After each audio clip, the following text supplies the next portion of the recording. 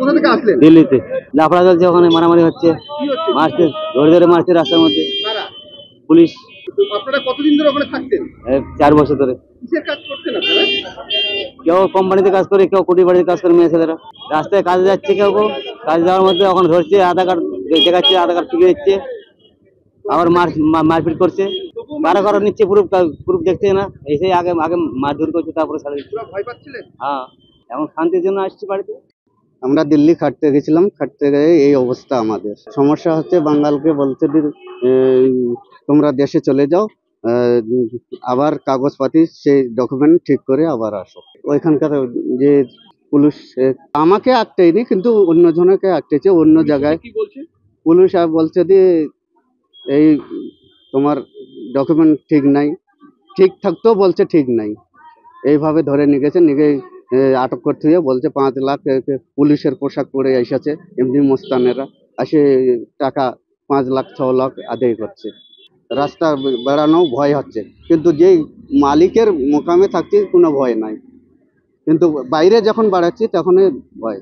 বাঙালি বুঝতে পারবে না, ওইসব মোস্তানেরা এই টাকা কামাই করার জন্য এরকম বলছে। ভিন রাজ্যে গেলেই বাংলাভাষী পরিযায়ী শ্রমিকদের হেনস্থা করা হচ্ছে, আটকে রাখা হচ্ছে, মারধর অত্যাচারের অভিযোগে সরব হয়েছে পশ্চিমবঙ্গের সরকার। আর এবার নতুন করে যে অভিযোগ সামনে আসছে, ভয় আতঙ্ক নিয়ে এবার রাজ্যে ফিরে এসেছেন অন্তত 60 জনের পরিযায়ী শ্রমিকের একটি দল।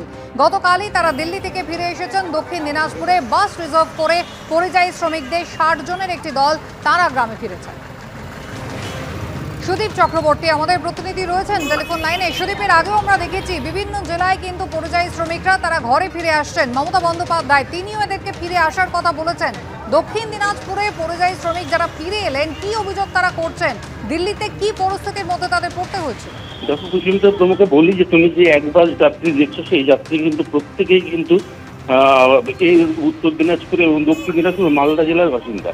এরা কিন্তু এখানে এদের অভিযোগ যেটা নতুন করে সংযোজন করেছে, এদের কাছ থেকে জোর করে টাকা আদায়েরও কিন্তু একটা অভিযোগ আনছে। পাশাপাশি বাংলায় কথা বললেই তাদেরকে বাংলাদেশি সন্দেহ করে তাদেরকে মারপিট করা হচ্ছে, এমনকি তাদেরকে পুলিশ করারও অভিযোগ, তারা হুমকি দিচ্ছে বলে হরিয়ানা পুলিশ এবং দিল্লি পুলিশ বলে অভিযোগ রয়েছে। তারা কিন্তু এক বাস রিজার্ভ করে, একটি ভলভো বাস রিজার্ভ করে 60 জনের একটি দল তারা কিন্তু তাদের দক্ষিণ দিনাজপুরে বাড়ির উদ্দেশ্যে রওনা হয়। গতকালকেই কিন্তু এরা উত্তর দিনাজপুরে কালিয়াগঞ্জে তারা একটা দাঁড়ানোর পরে তারপরে কিন্তু সেখান থেকে চালা যায়। তারা প্রত্যেকের দক্ষিণ দিনাজপুর এবং মালদা এবং উত্তর দিনাজপুরের বাসিন্দা। তাদের অভিযোগ তাদেরকে তার মারধর করা হচ্ছে, তাদেরকে বলপূর্বক টাকা আদায় করা হচ্ছে, এমনই অভিযোগ কিন্তু তারা কিন্তু আমাদের জানিয়েছে। সুবিধা সুদীপ, ধন্যবাদ।